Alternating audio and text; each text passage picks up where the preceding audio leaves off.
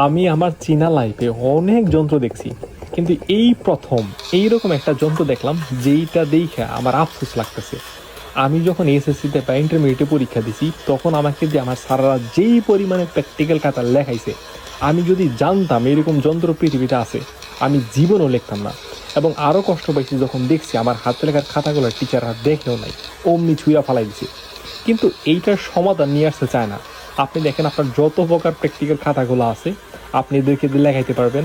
Sir কেন, স্যারের বাবেরও ক্ষমতা না। এইগুলো এগুলো মানুষের লেখা নাকি যন্ত্রের লেখা? আমি নিজের চোখকেই বিশ্বাস করতে পারি না এই প্রথম দিকে। এরা ঠিক কত নিখুঁতভাবে এত সুন্দর করে লেখে।